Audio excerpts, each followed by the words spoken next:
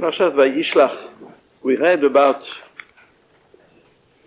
the fight which Yakov Avinu had to wage against Sarah Shel Esav, the angel who is the guardian angel of Esav, the Samech Mem, and they wrestled during the whole night, and he could not win Yakov Avinu. It says in the Torah,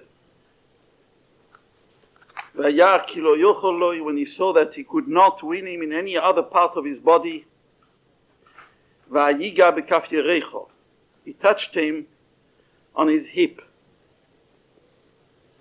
Vateka kaf yerech Yaakov be'ov koimoy.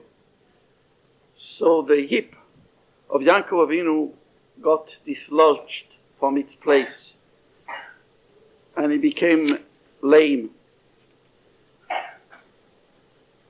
And then the Malach says to Yaakov, send me away, because morning has come. And Yaakov says, I will not send you away until you bless me. So the Malach had to comply to the demand of Yaakov, because Yaakov would not let him go unless he had blessed him. So he asked him, what is your name? And he said, Yakov. It's not that the Malach didn't know the name of Yaakov. Of course, the Malach knew if he was sent by HaKadosh Baruch Hu to fight with Yaakov, he knew who was that person with whom he was going to fight. He just wants Yaakov to spell his name. So he said to him, no, that's not your name anymore. Lo Yaakov ye oimer od shimcho, ki im Yisrael. Your name now will be Yisrael. Ki soriso im Elokim v'im anoshim batuchot. Because you overpowered angels and men, and you were stronger than they. Vayishal Yaakov, and then Yaakov asks to the Malach, Vayomer Hagido no shemecha, please tell me your name. Vayomer, so the Malach says, Lo mozeh tishal lishmi. Why do you ask me my name? It's useless. Vayivorech oiso shom. And with that, the Malach gave him a broche, and he departed from him. So in this little story, there are quite a few questions which we have to ask. Let's start from the end. Why doesn't Yaakov, first of all, why does he want to know the name of the Malach? Doesn't he know that this Malach is Sarah Shel Esav? Doesn't he realize that Malach was the Samech Mem, who are Soton, who are Yetzer Hora, who are Malach HaMorez? Doesn't he know with whom he was dealing? You say, no, he didn't know. It was in the dark. He didn't recognize his features. Then, as the Gemara says, what was his disguise? How did he present himself to him? The Gemara says in Maseches Chulin there are two mandoma, two opinions. One says he came to Yaakov Avinu like a Oved Avodah Zorah, like a priest of idol worship. The other opinion says he came to him like a Talmid Chacham.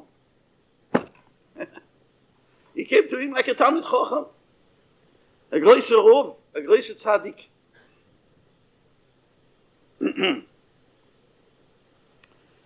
It's funny that, isn't it? I mean, if it's a question of wrestling, he should come like a wrestler, like a judoka. With those black belts and white.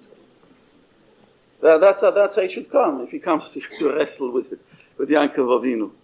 It seems here this wrestling has got more depth than the term wrestling. Who is stronger in muscles? It's something else. It's a different kind of fight. So Yakov asks him, what's your name? And he refuses to tell his name. Well, if he refuses, he can say to him, you refuse to tell me your name, I refuse to let you go.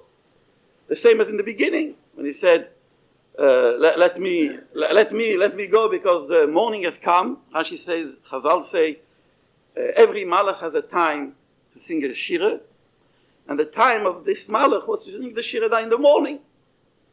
The time has come. I can't be late. If I'm late, I'll miss it. So let me go to sing the shira. HaKadosh Baruch Hu. He says, no way. If you don't want to bless me, I won't let you go. So he said, okay, I bless you. And then he asked him, what's your name? I won't tell you my name. Why do you ask me my name? So Yaakov could have said, you don't want to tell me your name? I won't let you go. No, Yaakov accepts the answer of the Malach. Rashi says why? Because the Malach said like this.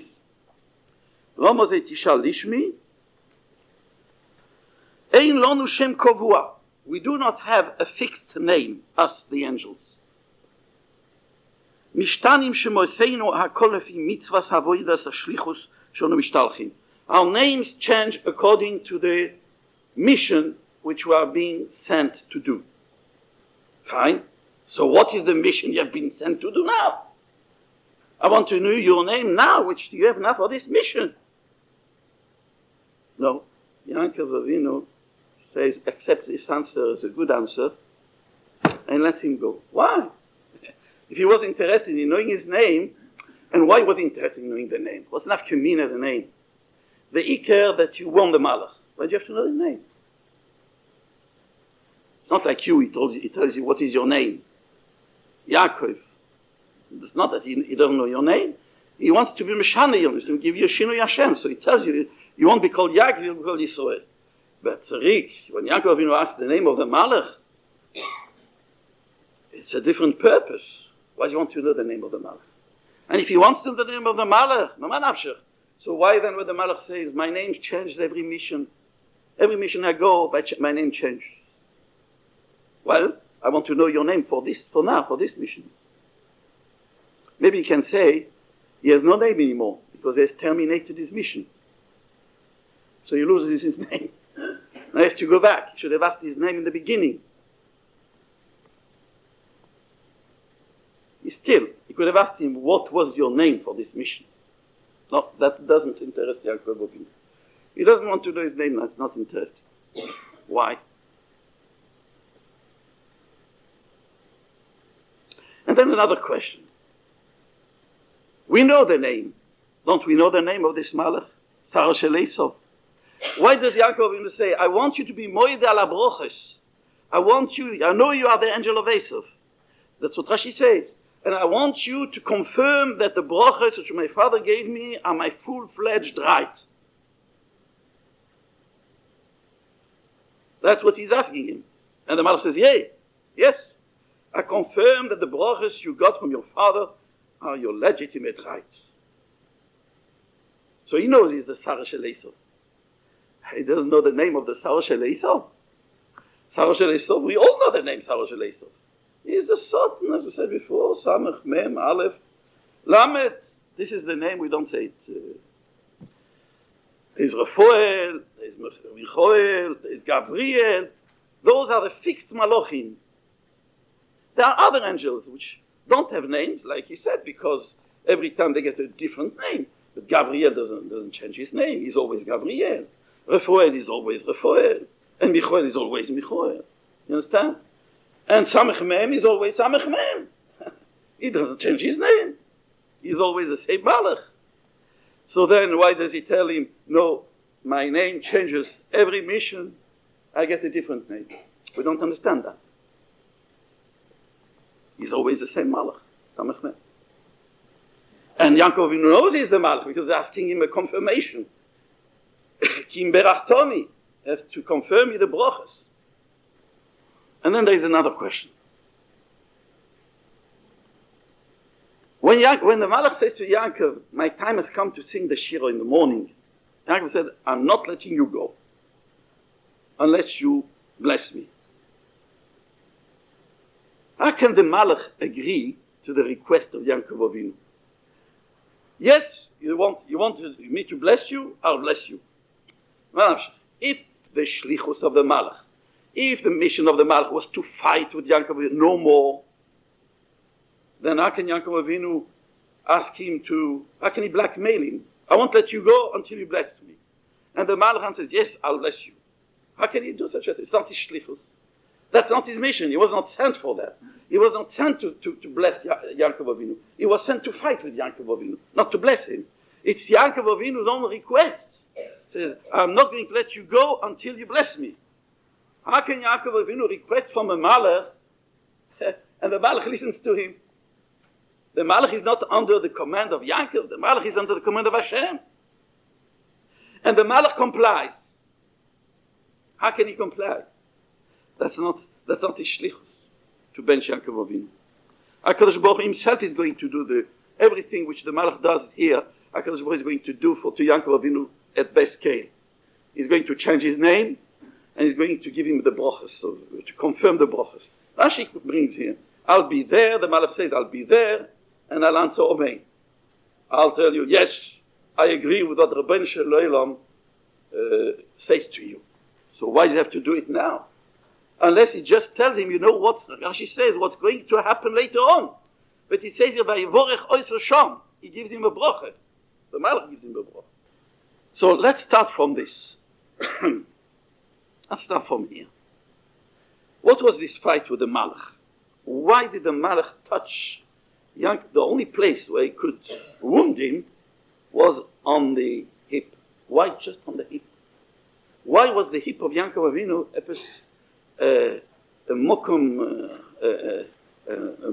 a weak point? The hip of Yaakov Avinu was a weak point. Why just the hip of Yaakov Avinu? So that in the Zohar there are two explanations.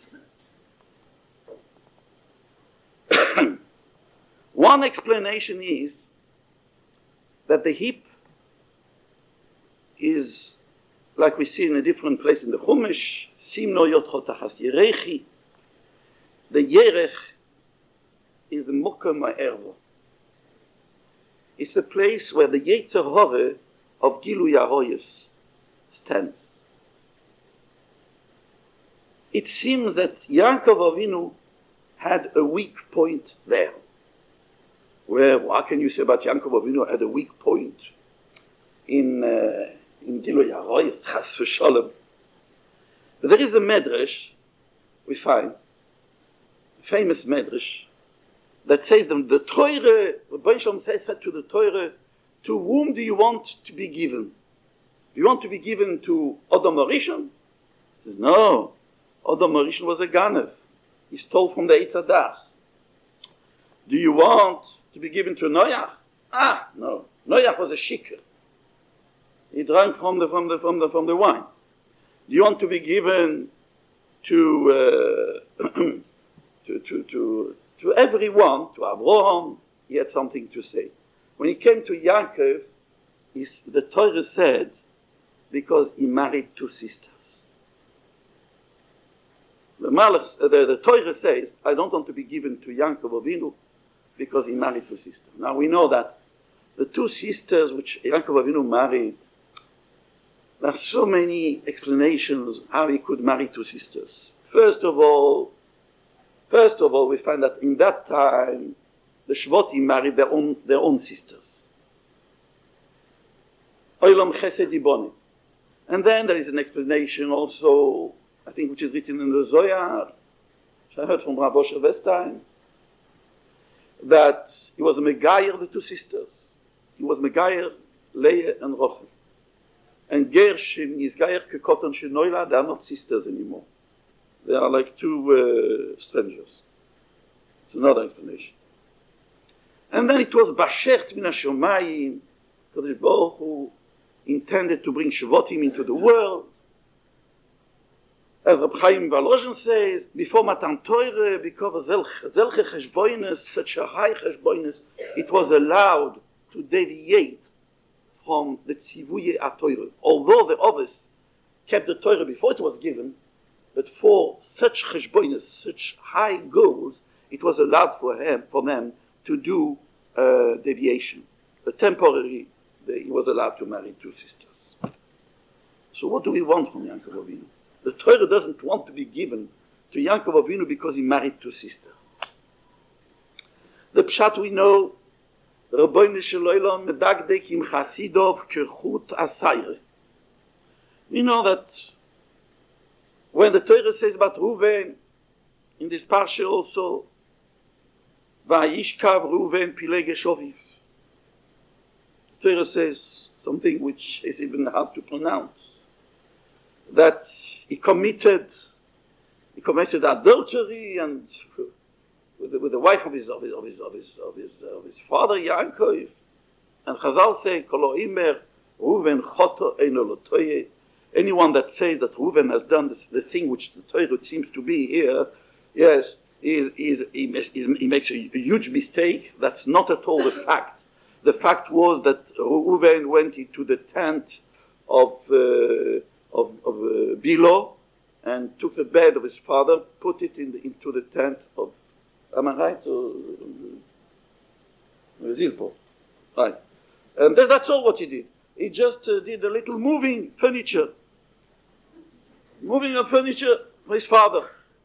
It's not right that you go in the tent of Bilo and not in the tent of Zilpa. The tent of Memra. After Ochel was nifter. And the Torah says, so we can imagine the Torah is like a microscope, you know. A microscope, when you see a clean glass of water, you think it's pure. There's no germs and bacteria there. Well, we know that it is different. Every glass of pure water has got bacteria. Only to see them with your own naked eyes, you can't see them. But if you take a microscope, then you'll see those creatures, mamish brius gedoiles, big creatures swarming around, eating what each other. From where do they come? They're not there. Yes, they are there. Only your naked eye can't see them. The same also, Rabbi Sosanta, the Torah is like a microscope. The slightest epsilon, a little bit of a thought, a shadow, a fleeting shadow passing in the mind, in the subconscious. For Goyse Tzadikim, it's already counted as the thing itself. Although it was allowed for Yaakov Avinu to marry two sisters, but according to his madrege, he should have purified his mind even more so. Not that he should not marry. Yeah, marry two sisters. You have to. That's your bashet shidur. You must marry two sisters in order to be married the shvatim. But your mind, you should have worked out that nothing should enter into your mind. That's one explanation. I mean, the Zohar doesn't say all that. The Zohar says because Yerech is mokom ha'ervo, is mokom yetzor. The Yerech is a place of the Yetzer Hare, the most potent urge in a human being. And then there is a second explanation, that the Yerech is supporting the whole body. The Yerech is supporting the whole body. We know, chas v'sholom, someone who, halo aleinu lo aleichem, so ken ich nicht wissen, a broken hip, chas v'sholom, one cannot stand. Not even that, just a sciatica pain, lumbago, which is on the hip. It's terrible. Okay, not wissen. It's rubbish. A person can't walk, can't move. The hip is supporting the whole body, and the Zohar says the Satan, Sar Shel Esov, found a weak point in the supporters of Torah, not in Torah itself. Yaakov Avinu was much too high for him to hit him in the Torah, in the other part of his body which represent the Torah, in the ears, in the mouth, in the brain, in the feet, in the hands. It was much too high, much too strong. One place he could weaken him, that was in the supporting of the Torah. Well, what does it mean, supporting of the Torah? What does it mean? By Yaakov Avinu, he found a weak place in the supporting of the Torah. says in Pirkei Avos, "Imen kemach and Torah." In order to be able to do Torah, to do mitzvahs, to learn Torah, one needs parnaseh. One needs parnaseh. In the shtadlus of Yakov Avinu, in his parnaseh, which was supporting his Torah, the Sultan found something where he could find a weak point there. And he made the Gidanoshi. And that was transmitted to generations, says the Zohar. For until Moshiach comes, the Tzores HaGolos, this picture of Yaakov Avinu limping, and Vayizrach lo Hashemesh, Kasher Ovaras Penuel, is a picture of the Klal Yisrael in Golos. Where does the Sultan hit the Klal Yisrael most? In the supporting the Torah. There isn't enough money to support the Torah as it should be. For example, remember Rabbeinu Zecher Tzadik Livrocha used to tell us that before the war, Second World War, the yeshivas in Lithuania and Poland were so poor. But everybody was poor.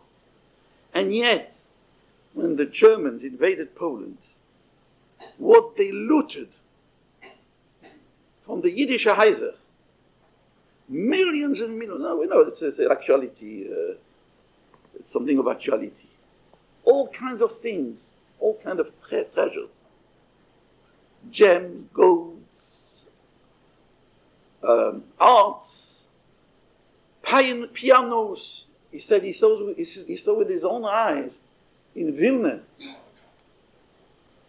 in the ghetto of Vilna, in the Vilna Jewish quarter, how the German army trucks came and loaded beautiful pianos from the windows, because they were so huge they had to take them from the windows to carry them to Germany. He saw it with his own eyes.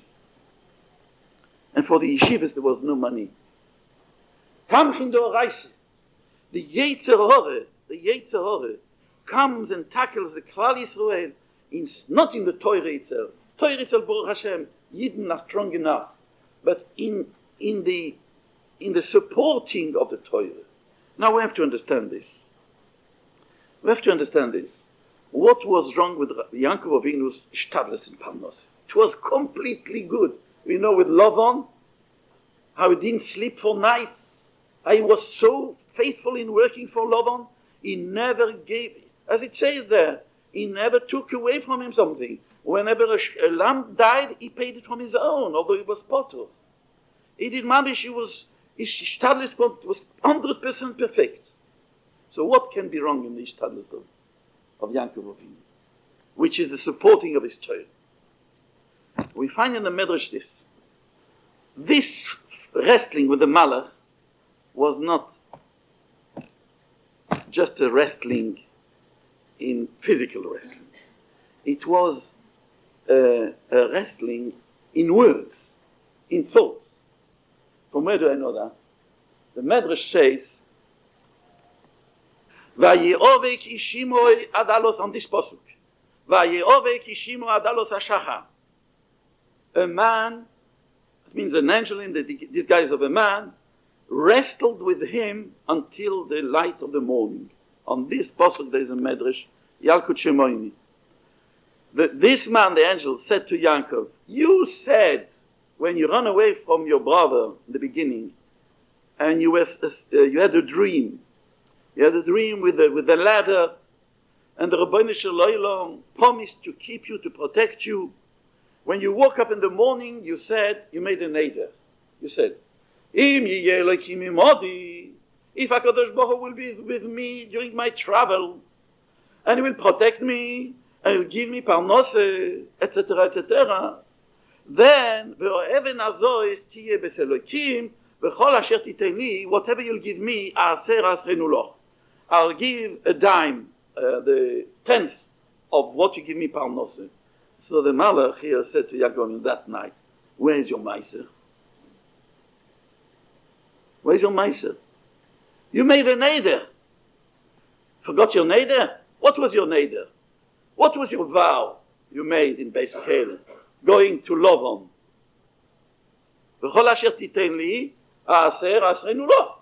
I'll give you 1/10 of all my revenue. No, where's your meiser? He said, okay, I'll give meiser. I'll give meiser. That was the amount of the meiser he sent to Esau. That was the meiser he took. The MS is very strange, this. You give meiser, you don't give to Esau. Meiser you have to give to the Rebbeinu Shalom, to the Levi. It's a different story, that. Rebbeinu Shalom had a time on Yaakov. That's what the Medrash says. And then the Malach said to Yaakov, okay, fine with the revenue of money. What about your children? You have got 11 children. Where's the meiser of your children? You have to give meiser for your children as well.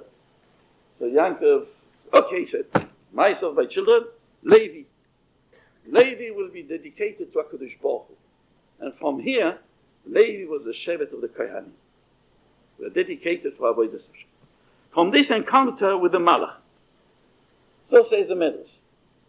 So this Medrash tells us a lot about the kind of fight what was going on between Yaakov and the Malach. You understand? It was a fight, a cheshbon ha'nefesh. What's wrong with you, Yaakov? Yaakov Avinu, you made a neder. You have not fulfilled the neder. And Be'emes, the Medrash says, there's another Medrash, that all the tzores of Yaakov in this parsha here, the tzore of Esau, the fight with the Malach, then the tzore of Dino, and then the tzore of Rochel, all these tzores of Yaakov were because he did not fulfill his vow, his neder, on time. He let it go. That means he was me'acher his neder. He was me'acher his neder. He postponed the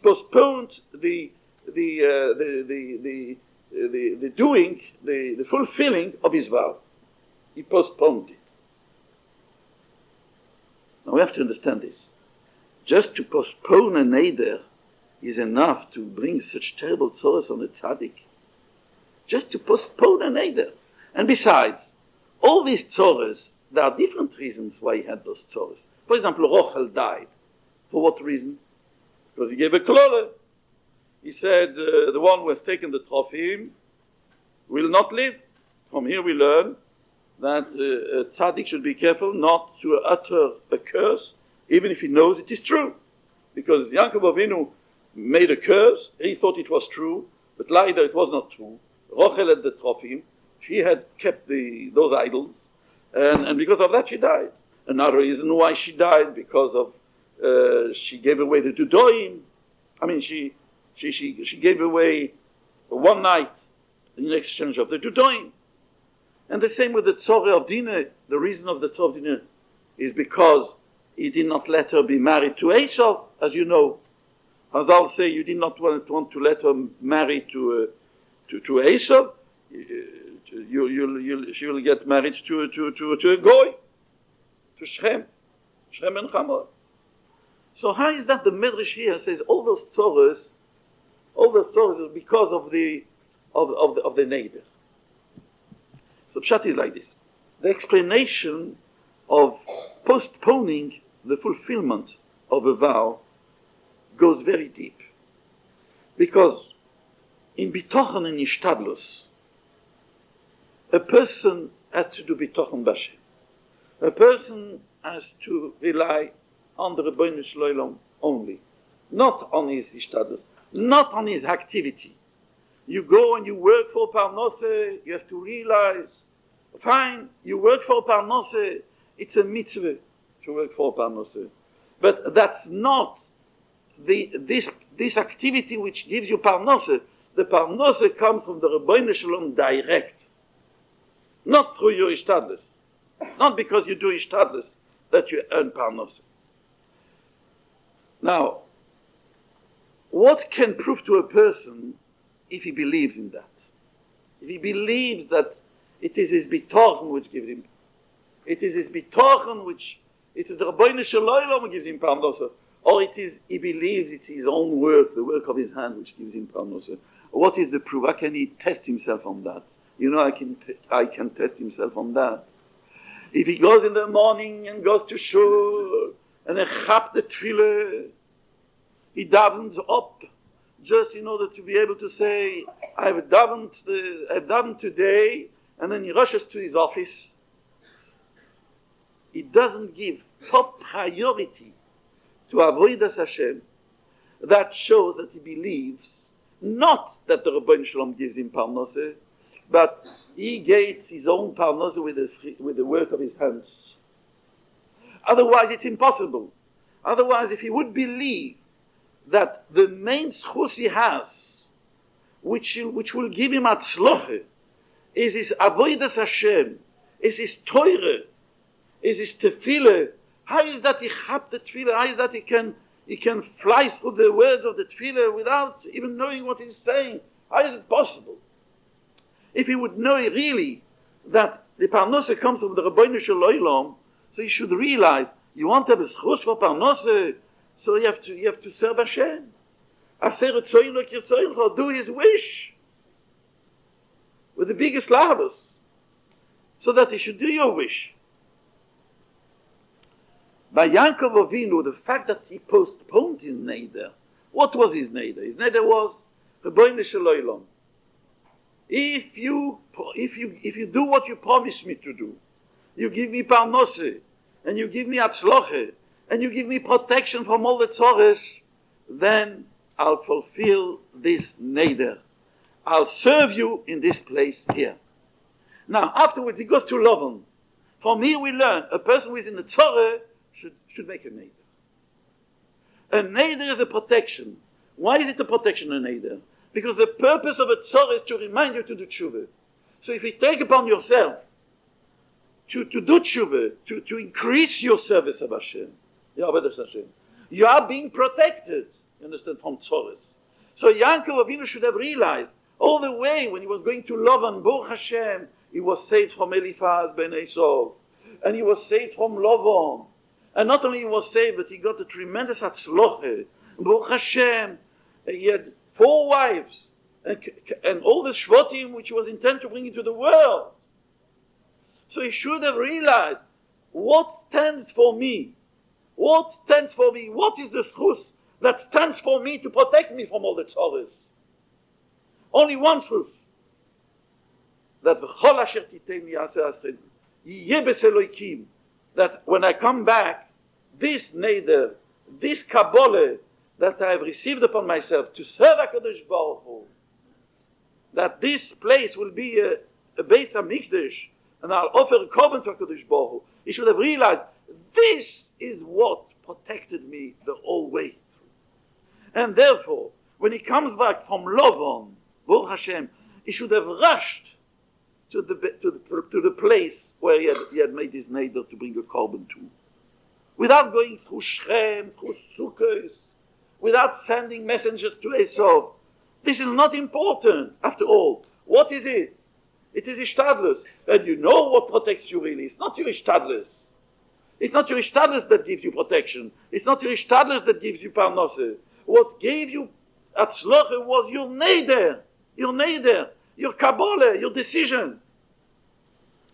You see, we all have been, not all, but some of us have been to yeshivas, to seminars, to various moizdes, and at a certain time we took upon ourselves to be faithful servants to HaKadosh Baruch Hu. Anyone that comes near Torah, he has got an enlightenment. At a certain time, he sees clearly that there is only one thing which has any value in the world, is to serve Hashem.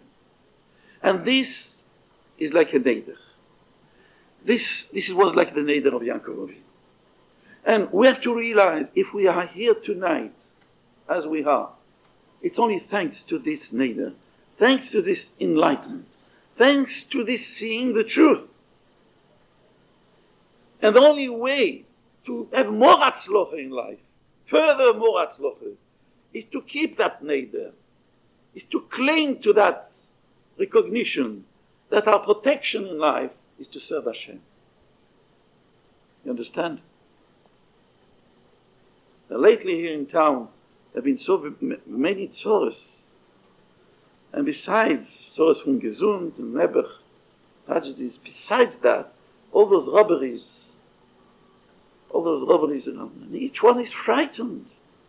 Each one is afraid. That is a time we need protection. We need protection. What can be our protection? Burglar alarm. Vaccination. What? Immunization. Jogging. Vitamins. What can be our true protection? One. So Yakov Avinu, when he met with this Malach, the Malach could not win him. That was a battle in Cheshbon HaNefesh. That was a battle in doing Teshuvah. And whatever the Malach told him to do, he did it. You promised to give Meiser, I give it now. Meiser of the children, I give it now. One thing the Malach didn't tell him, on purpose. Your neighbor to serve Hashem, to bring a korban. Oh, because of that he was sent. All the tzores were to remind Yaakov Avinu, to rush to bring his neighbor, to see whether he believes what is the real cause of his atzloche. Is it his ishtadlus, or is it his serving Hashem? And that's why he wounded him in the tamchin d'oraisa. He wounded him in the hip, which sustains the whole body. His sustenance, his ishtadlus, according to his madrege, was not according to the it should have been for a tzaddik like Yakov Avinu. Because if his ishtadlus would have been according to the rules of bitochen, that ishtadlus is only ishtadlus, but it's not what brings me atzloche. What brings me atzloche is serving HaKadosh Baruch Hu. Then it should have been top priority in his mind, emergency, to go and rush to fulfill my neder. Because that is what stood me all the time, and that is what is going to protect me. And that's what it means. The doire doires in Golus, in the Golus where we are still now, what is standing on the way is on the way Moshiach is also the same thing. That our ishtadlus is not beseder. That we are not convinced. We are not fully convinced. We don't show it in practice. That our main geule, our main reason of liberation, of protection, is how we serve Hashem. Not in a verschlossenheit, not in a sleeping way, not in a way which is stagnation, but always to renew a new enthusiasm, new venture, a new kavanah, new ways, and to be mechadesh and to be moisif, avodas Hashem every day. That should be the top priority in our mind. And now we understand why I asked him his name. Because in order to fight with the Yetzer Hara, one has to know, what does he want me to do? What does he want me to do? It's not he doesn't know the name of the Satan. We know. He knows the name of the Satan. But the fact that I know the name of the Satan, of the Yetzer Hara, doesn't help me much to know now what does he want of me. The Chovos Halvovos says, Bein Odom, Olech Olodas, in Shar Yichud HaMaaseh he says that. Ki asoynei agodol sheyesh loch ba'olam. The greatest enemy you have in your life is your Yetzer Hara. Because he's trying to undermine you. All the way. And you have to be so vigilant, because he's changing tactics every day. You don't recognize him from one day to the next. What is your Yetzer Hara? What does he want of you? Once it comes with greediness, once it comes with haughtiness, once it comes with jealousy, once it comes with laziness. He has so many tools, he has so many disguises. So Yaakov Avinu asked him, tell me, what is your name? I want to know. I want to know because I want to be aware of, to be aware of you. So Satan says, it won't help you much. Because if I tell you my name now, it won't help you for tomorrow. Tomorrow I'll have a different name. Tomorrow I'll have a different, every day there are different nisyonos, new enticing, new temptations. and each one is different than the other. Now you have overcome. That's good enough for you. Why do you have to know my name? If it's in order to win me, you have won me already. So Yaakov accepted this, of course. So this is what the signification of this fighting with the Malach means. And the lesson for us, the Doire Doires, Al Keilo Yochlu B'nei Yisrael es Gid Anoshe. Gid, why just the Gid? Why not the whole Yerech? If he could not walk on his hip, so the whole hip should be forbidden to eat. Why just the Gid? You say because the pain comes from the Gid, the sciatic nerve, that gives the whole pain. Okay, but there's another answer. So the Gemara says the Gid has no taste. The Emes, the Yetzer Hora is Kula Sheker. The Yetzer Hora, the temptations of the Yetzer Hora is just like a mirage. Imagination. It shows you a fantasy, a picture. If you do that, you'll enjoy it. It's like a Gid. It's like a Gid. The Gid has no taste at all. It's like chewing wood. So, but what? The imagination makes it something nice and sweet and pleasant. So that's why the Doires, we have this tzivui not to eat the Gid Anoshe, to remind ourselves that we have to be on our guard. We have to be able to do like Yakov Avinu, to fight with our Malach, our Yetzer Hora. And to fight with our Yetzer Hora, this is the only real protection a person can have in his life. This is our real protection. To escape from the clutches of the Yetzer Hora. Because who are Yetzer Hora is the same Malach, who are Satan, is the one with Mekatrig. He is the one who accuses in the heavenly court. And he is the one who is also the executioner, the one who is there to put in practice what the Rebbeinu Shalom's Psak Din is Chas v'Shalom. So our only protection is to muzzle him, is to make him powerless against us. How can we make him powerless against us? By fighting with him, by being mischazik in Avodas Hashem. This is the lesson of the fight with the Malach.